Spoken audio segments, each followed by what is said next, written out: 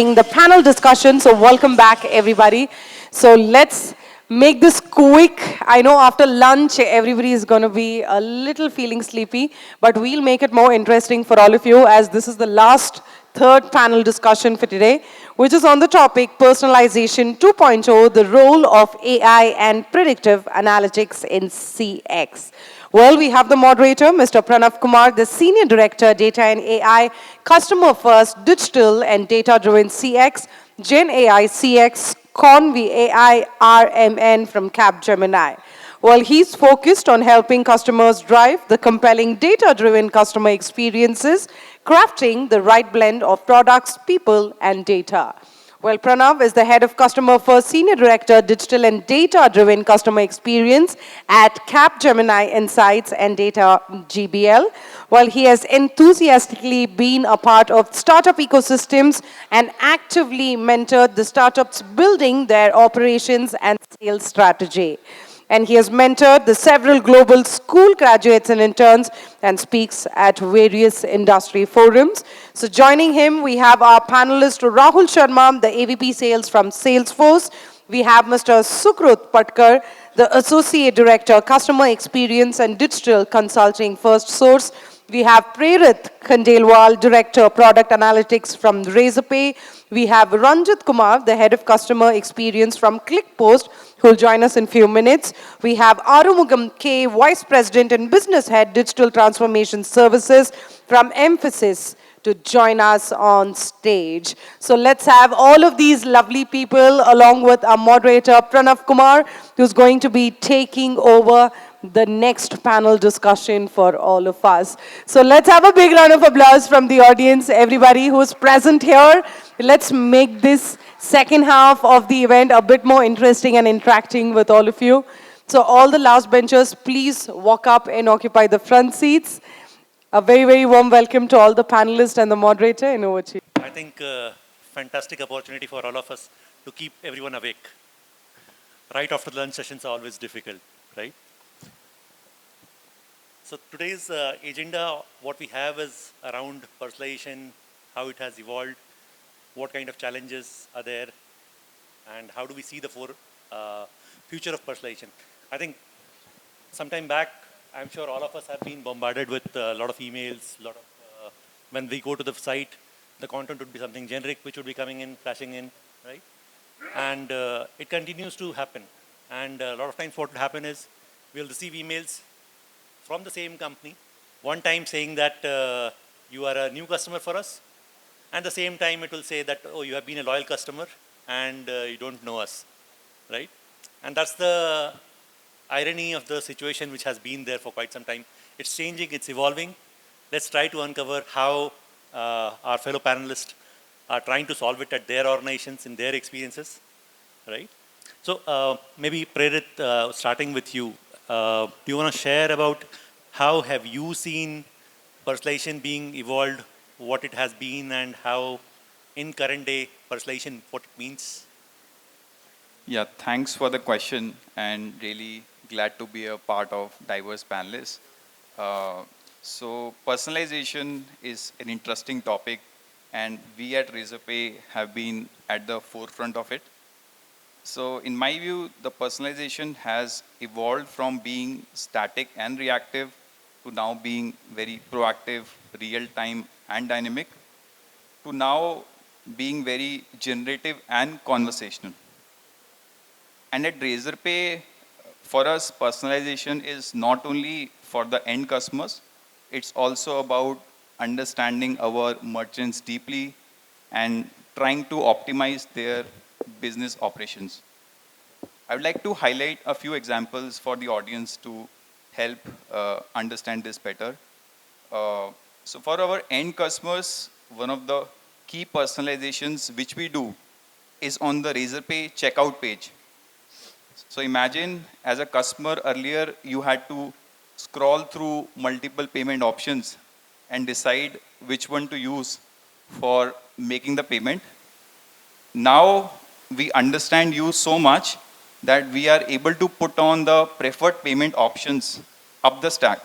And that simple touch helps in making the payment journey faster and seamless. Similarly, for our merchants, we have AI-powered conversational chatbot, which is personalized. So as a merchant, you can connect to Razorpay MCP server using your favorite AI tools like Claude, ChatGPT. And with simple English commands, you can perform various payment operations like initiating a payment link or initiating a refund for the customer, or for that matter, initiating settlements, right? So think about it. Earlier, you had to, use the merchant dashboard and do all of this manually. Now, with the help of AI and personalized chatbot, you can do all of this in a seamless fashion. Other use cases are payment smart routing, which is also personalized for our merchants. As a merchant, let's say if your objective is to get best payment success rates and best cost, so we will use the predictive analytics to ensure that we route the payments to the best gateway, which can offer you the best benefits. And even we have personalized fraud mitigation for our merchants based on the history of transactions of the user as well as the custom rules. We are able to help from the prevention perspective as well.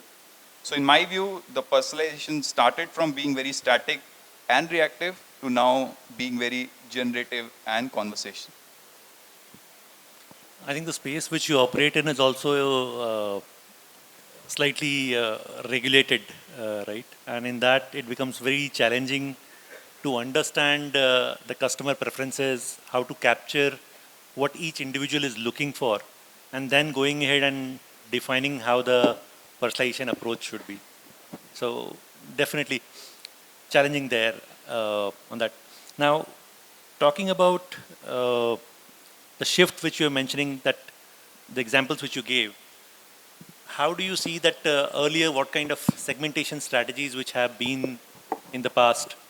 And in today's world, how do we go about identifying the right segment for the right experience? Any thoughts around that? Okay, so talking about the segmentation, right? So earlier we had a lot of reliance on demographic segmentation, right? So doing personalization based on that.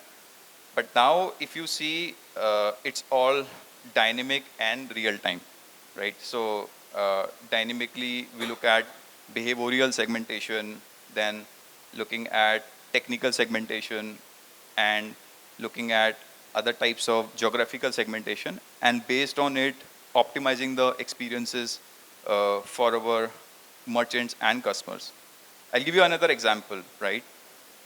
So a lot of you would have heard about cash on delivery order rejections, right? So typically, if you see e-commerce businesses, they have 30% of orders on an average where they lose money due to shipping cost. So we at Razorpay understand all the customers' details, the address, as well as the other transactional attributes, and based on it, able to personalize the checkout experience. So let's say if you are a high-risk customer, then you will see COD option gets disabled from the checkout page, and you will be pushed towards making payments through prepaid methods. And if you are a low-risk customer, then your checkout experience would be frictionless and seamless for the best. So that ways, we are able to help solve problems for our businesses as well as help it in a way that our businesses are able to get much more value. So you mentioned about collecting data about the customers at different points of time in the journey, right?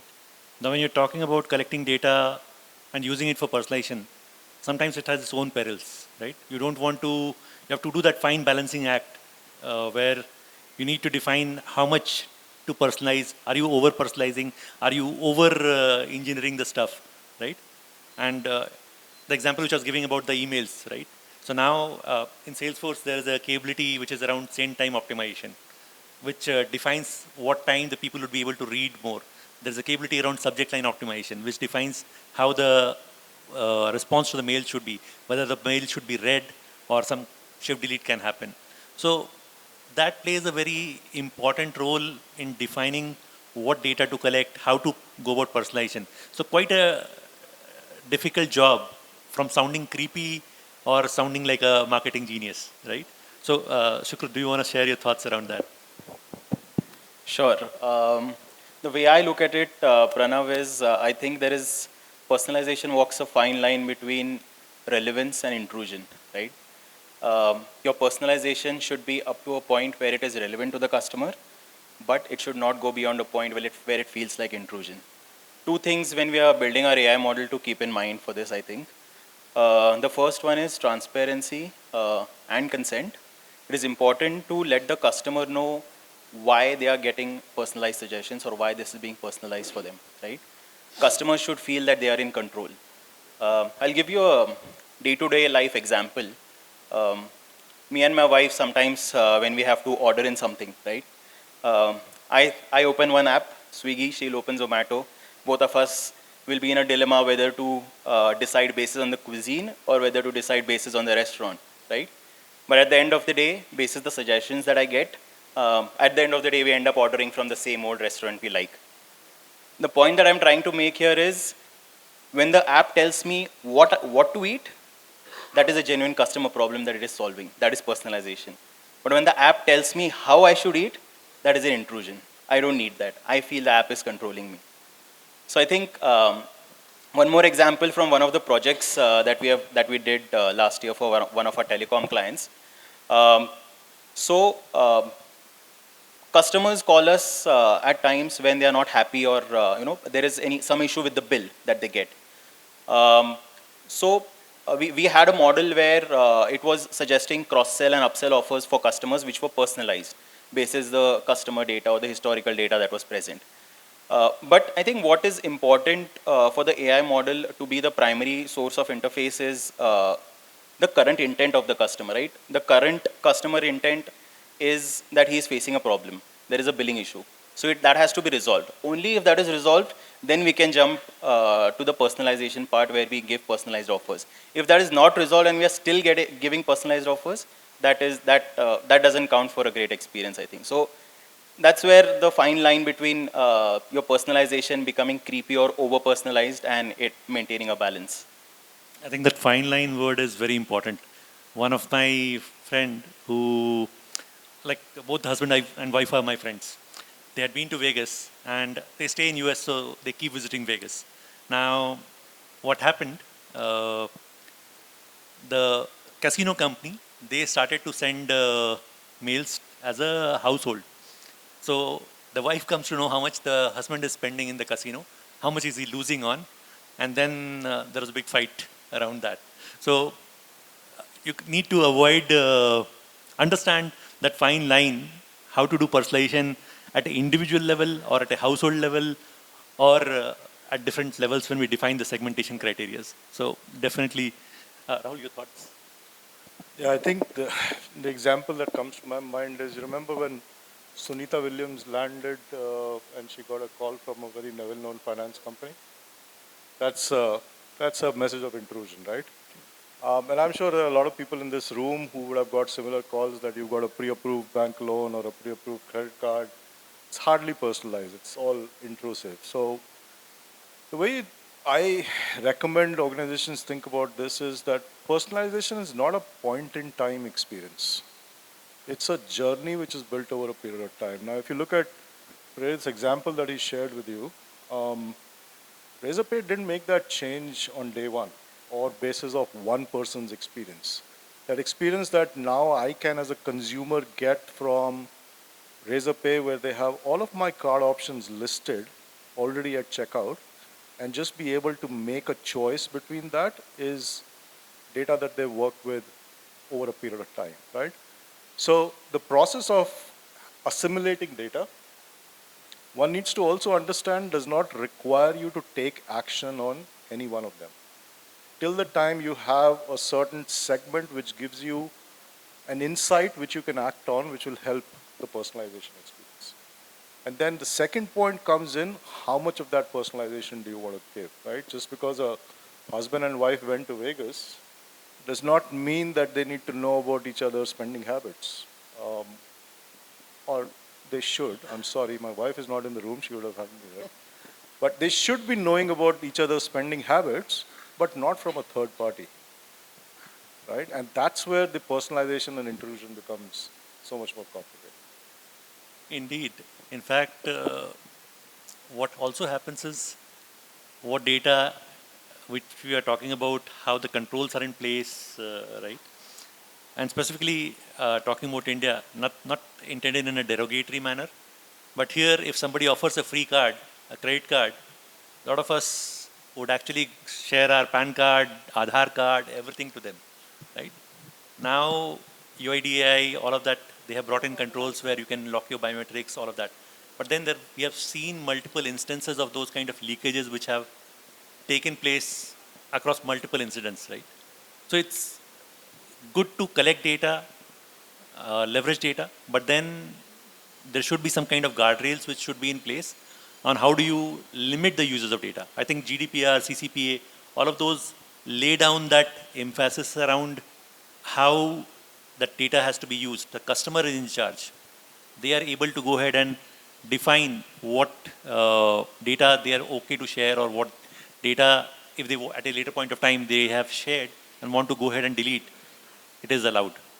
So very important to define that and have that control, not just with the brands, but even at the customer level as well, where the customer is empowered to make that choice because it is their data. They are in charge, right?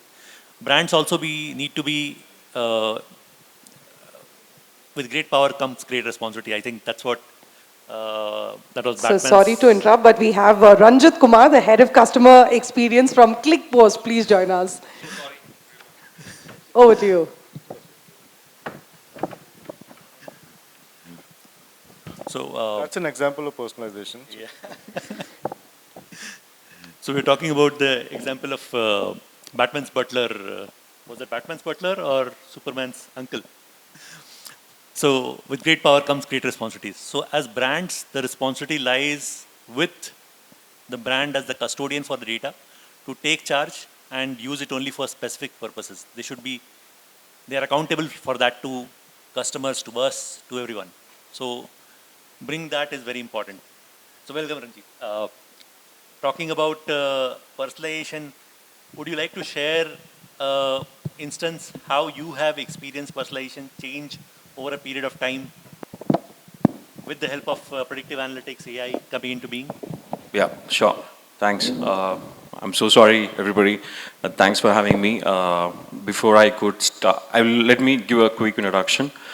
Before that, I would like to ask a question to the audience. How many of you in the room have at least once shopped online in a month? At least once you do shop online in a month. Okay, almost basically all of us, right? Okay, so that's the space I work in. So you go to any brand, you put your, add your product to the cart, and it shows you, the estimated delivery rate. That's your decision making, right? You don't get the product faster, you will move to somebody else, right? So that's what the brand I work for called ClickPost. We are a SaaS platform. Any major e-com players in the country and globally, we completely automate the pre-purchase experience and the post-purchase experience. So whenever you place an order, finishes the checkout, and after that, how the product gets shipped to you, and if you want to return the product, how it is done. The entire shipping infrastructure is managed by us. I had the onboarding and support. I look after everything after sales. I think that's where I come in. Look, going to the question, I think personalization 1.0 was, it knows who I am. Personalization 2.0 is basically what I need right now. I think that's the difference, right? I mean, there was a time at 1.0 we used to send mass customized messages to everybody, but it's completely shifted now. We know, for example, if I have to give right now it is on the 2.0 stage, we have to predict what the customer is doing. For example, somebody is going to a SaaS website, right? They want to buy a product. They are in the pricing page, and they're stuck for almost 2 minutes. They've not made the decision yet, right? Let's imagine that a bot is popping up and saying that, hey, you're stuck. Can I connect with the experts? This is always there, but connecting with the experts, just transferring that call to video calling to the to the support team member or the sales member, right? This is going to really work. I think bots and humans have to work together. That is kind of a personalization which we are all working now. There was a time that for example, hey, the customer bought shoes last month, let's send him socks this month, right? I think that is completely over. For example, the customers who work outside India, they wanted the shipping confirmation email which goes to the customer. In India, it's always mobile based. Outside India, it is always emails. So we personalize that also. What is the current weather in the delivered pin code there? What is the pro tip to take care of the product what you ordered? I think we are all shifting to that stage. I think that's my thought there. Yeah, I think in that space, there is a lot of opportunity which we have seen, specifically the e-com side. What I noticed, one of the mailers which came in from one of the leading e-commerce companies. So I had received a mail there, and the mail I had received was in Bangalore. Now, when I opened that in Bangalore, it talked about purchase of raincoat, umbrellas, and all that. Now, what happened incidentally, I had traveled to Goa 2 weeks later. I happened to open that same mail again. Now, in that same mail, instead of showing me the raincoat and the umbrella part of it, it was showing me something about beachwear. So what it is doing is it is leveraging some kind of geolocation or IP tracking kind of thing and using it to personalize it to that level. So definitely very difficult job for you and team helping out so many of us on the e-commerce purchases, right? Prerit, any thoughts on how you are, what is the most, I would say, precise strategy which you have been using dealing with such a wide customer base which you have at Razorpay? Yeah, so very good question on the personalization strategy. So at Razorpay, I'm aware here people might be knowing about the scale, but just to talk about numbers, we have 10 million businesses onboarded, and we have almost 40% of the India's digital population touching Razorpay platform. So in terms of scale, it's massive. Uh, so one of the key problems in payments is fraud, right? Fraud and risk mitigation.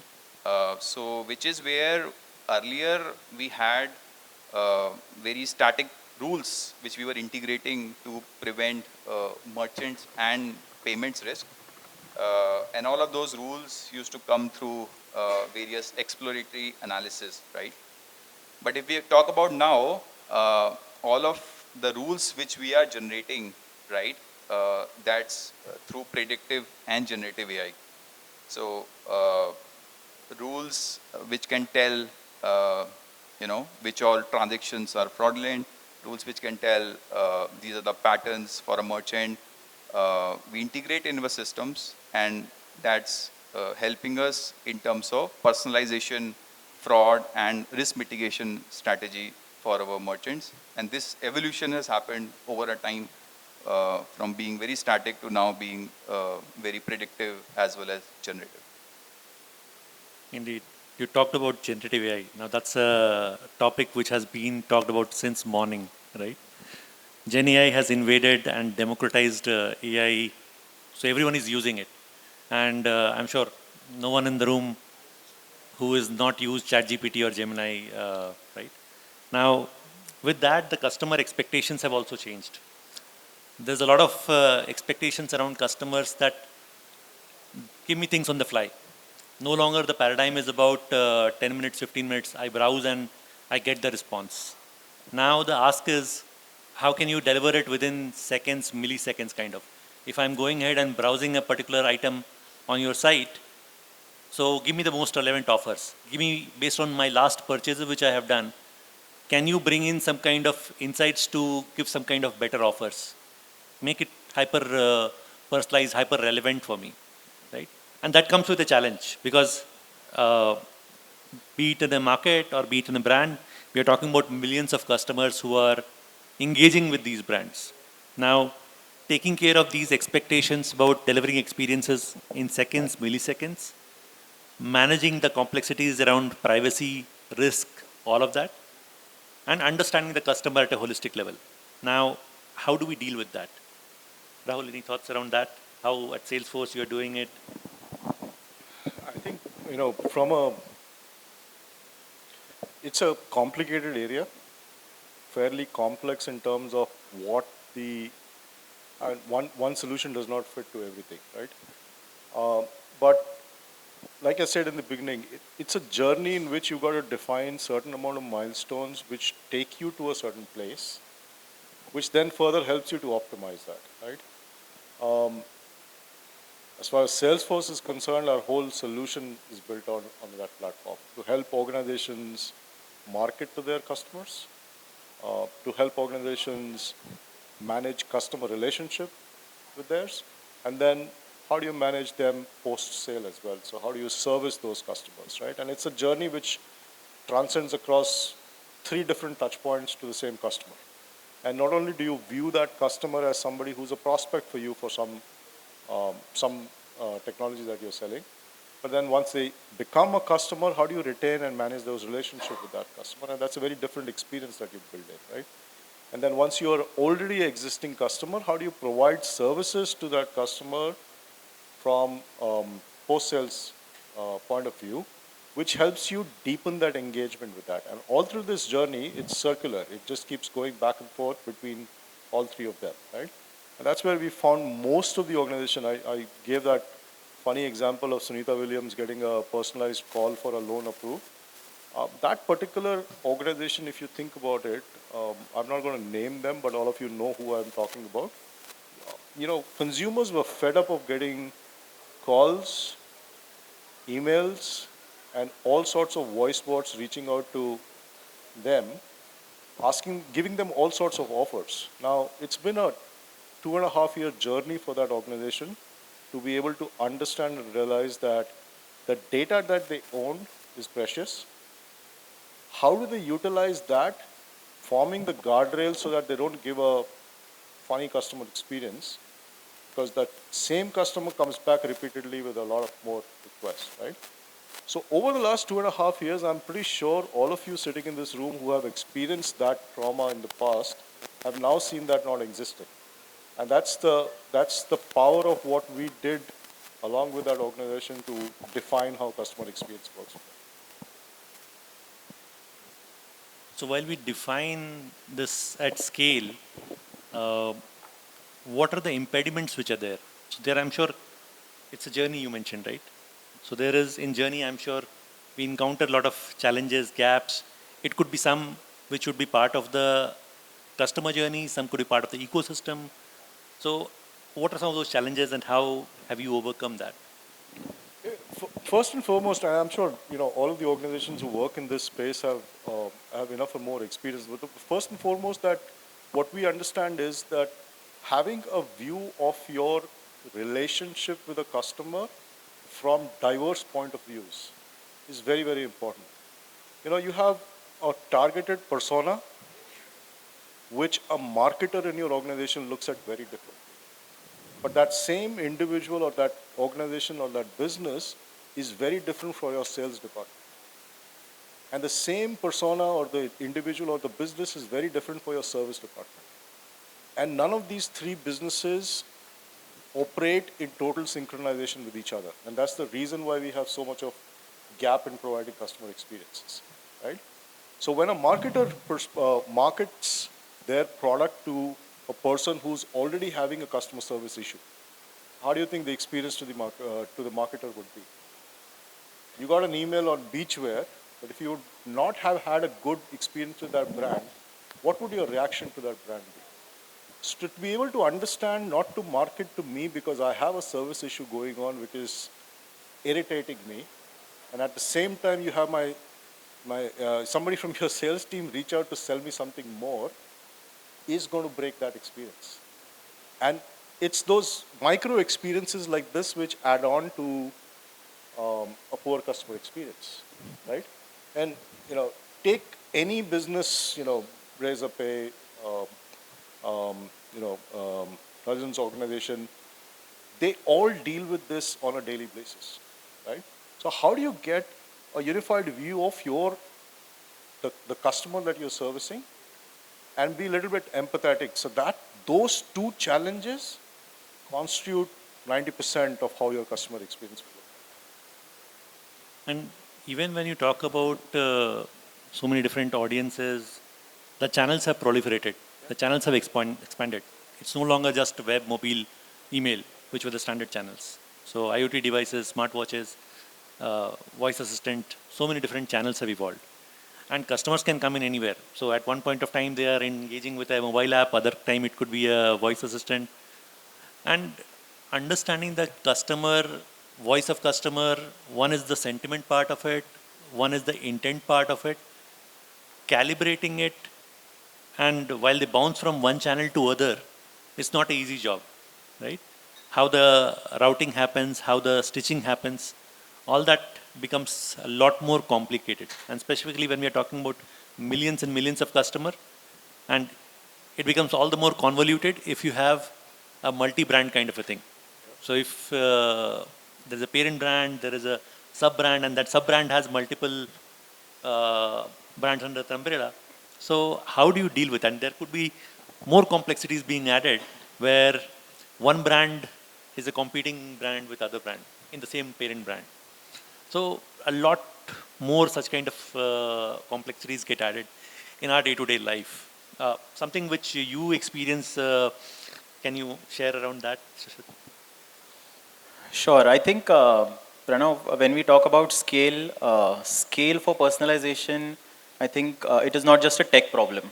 It is more of a data orchestration problem and a customer journey design problem. I think three things that I see here is, one is data being present in silos, fragmented data across different channels. It is at times difficult to integrate if the journey design is not right. Along with that, I think it is also important to scale on the fly, right? Personalization to be done on the fly. So when we are doing that, it requires a lot of tech heavy architecture, right? And that is where the problem comes in. That becomes one of the challenge why we are not able to scale. One example that I can give you is so we at Firstsource, we work with direct customers for our clients, and we work with different vendors also, right? Those who have these services, those who have these Gen AI, agentic AI models. We built a personalization model where our chatbot for a BFSI client, where our chatbot used to recommend personalized offers for credit cards or loans to the customers. However, when those customers started calling the contact center, the voice channel, that visibility was not present on what was the conversation that happened with the chatbot, because obviously these are two completely different channels, right? So it's what we did is we first integrated these across channels, where we integrated the chatbot with the mobile app along with our CRM and with the telephony, and we put up a agent assist co-pilot. So the co-pilot could pick up information real time from various channels wherever the customer has touched base, and then provide the same output to the agents or directly to the customer via chatbots, etc., which I think made for us a smooth experience for the customer. So I think these are the major challenges, but there are ways and solutions available with which we can resolve this and scale. Sure. Ranjit, would love to hear your thoughts because you're also dealing with a large set of customers and their consumer expectations. Yeah, thanks, Pranav. I think, as you told earlier, we work with all the leading e-com players, right? You go to Nykaa, Meesho, Lenskart, Hopscotch, anything, Kapiva. Of our customers are also in this event. I think what we are trying to build is personalization. I would like to add my thoughts from a support perspective. it's a lot of products sitting at the warehouse. The moment the customer places an order, the patience drops and everything wanted fast. Customers are no more like, apart from you share a discount, they cannot wait for anything, right? So they want clarity, they want it at fast and speed. So when we work with large players, one of the things which we are building at something in ClickPost is we are building something, because I have been in the support space. Supports are always been a reactive center. We wanted to be a very, very proactive. Let's imagine that a brand is, partnered with ClickPost, the orders are failing, right? Then the logistics teams reaching out to us, raising a ticket. I think we reaching out, we are doing the testing phase. Very soon we are launching it. By nudging an alert by a Slack or an email or a call saying that the shipment creations are failing, I am looking at it already. The estimated ETAs, this. I think of these kind of levels, I think personalization, no more, I think that's the trend. I think in 2025, that is what you have to go into it. I think we all have to focus. We can never be a reactive support center. We always have to be proactive. I think that's my, thoughts in here. Definitely proactive it has to be. We can't no longer afford to be a reactive that somebody clicks it or watches it and then we go ahead and respond. Correct. We have to anticipate what the customer is expecting, engage at the right moment. Exactly. Which, in the customer journey, which Rahul was mentioning, right? So do that. So being aware, collecting information about that, managing that coexists in silos, breaking those data silos, breaking those experience silos, breaking the organizational silos. Indeed, challenging job for all of you, right? Right. Aru, you want to share about the complexities which arise in regulated industries, particularly financial services, healthcare, because in those, whatever the data that we are collecting, it's not straightforward. So how do you manage such kind of complications in regulated industries? Yeah. Personalization in the regulated industries of finance and healthcare. Why we are choosing those two domains today? Like what is the difference or what is the connectivity? So there is no connectivity at all. Only one link is there. I tell you what it is. And when we talk about finance industry, we talk about customers. When we talk about healthcare industries, we talk about patients. Because their customers are business generators or revenue generators. Here, patients are revenue generators for the healthcare domains.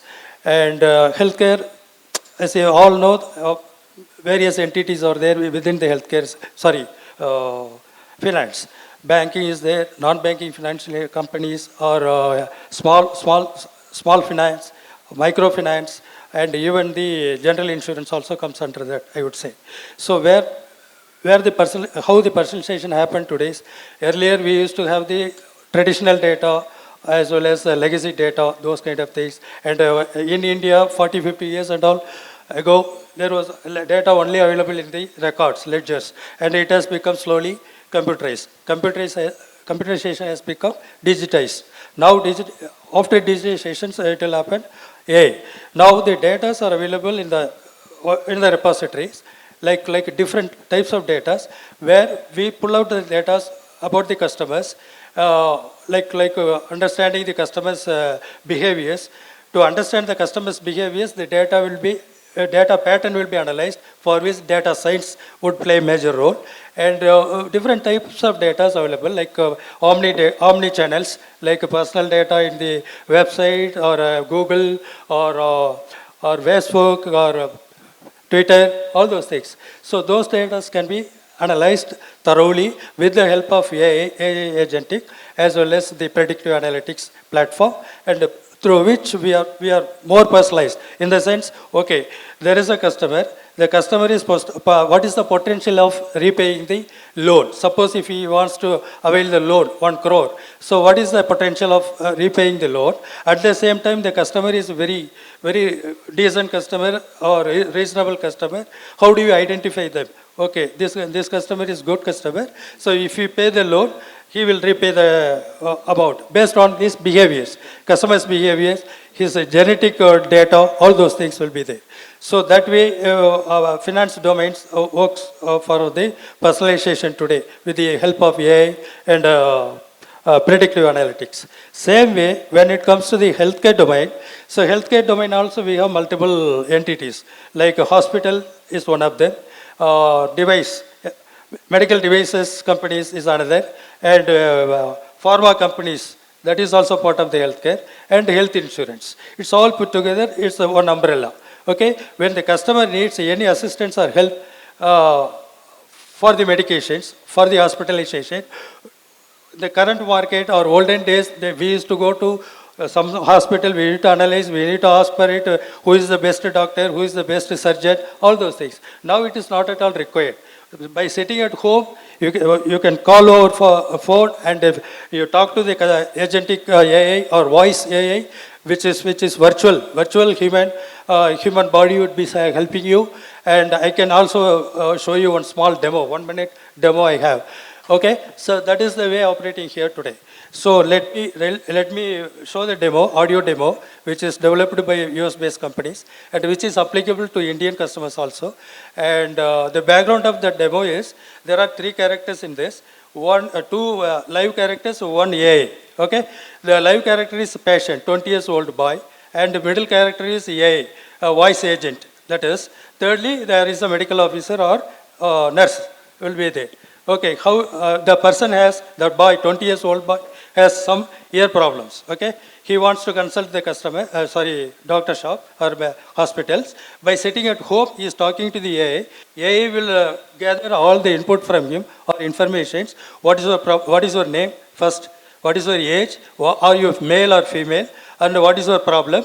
So he has collected all the informations and collate it and pass it on to the medical officers or nurse. Then he will take it from there for the further treatments, all that. Let me show you that. Just bear with me 1 minute.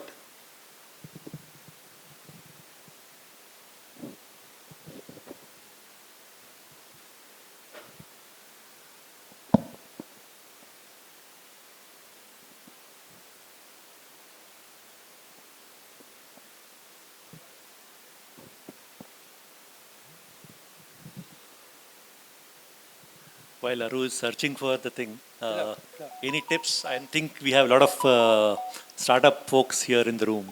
Any tips for the startup folks here? Calling.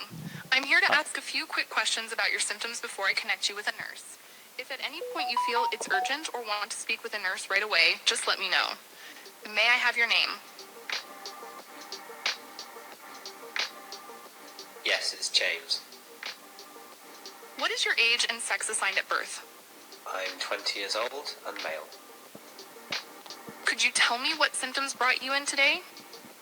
Yeah, I've got a clogged ear and it's in quite a lot of pain.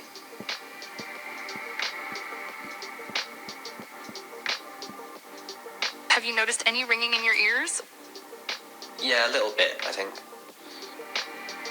I'll transfer all this information to the nurse, who will review your symptoms and talk with you about the next steps. Please wait for a moment while I connect you.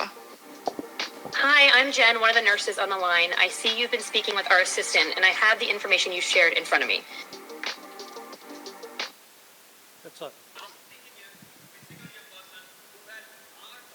Sure. Thanks, Aru. Yeah. Thanks for sharing. Prerit, you were, I think the time is up, but yeah, we can take just one.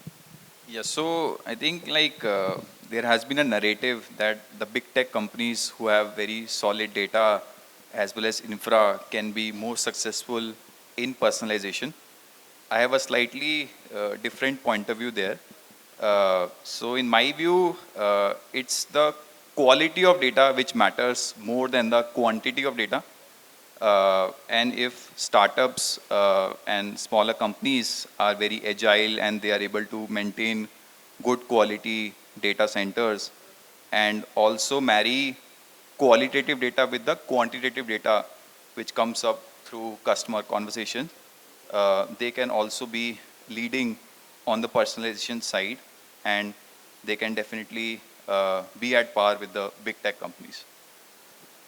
Sure. So just wrapping it up, what we need to do is we need to have the right data in place, have the clean data, don't turn it into a data swamp, make it something which is relevant. And while you use the data, think about the customer first, think about the journey, start from there, define the moments of truth which is there, bring that into some kind of moments of delight, and then drive customer experience, drive customer delight. Thank you. Thank you all. Add customers to your, add the CX team in your decision making. Very important. Have the CX team on there. I think most of the people ignore because customers are the great teachers for all of us. I think the CX team is the one who takes the voice of it. I think, yeah. Certainly. Thanks. Thank you. Thank you so much. I request all of you to kindly stay back for the token of appreciation. Let's welcome Dr. Sheila Siddhappa from Commonwealth Bank to kindly join us to hand over the token of appreciation, please. Up next, we have Ranjit Kumar from ClickPost from Razorpay. We'll have a group picture. Let's give it up from the audience. Lastly, Sukrut Patkar from Firstsource. Further, let's have all of you please step forward. Let's have a big round of applause. Come on, audience. Thank you.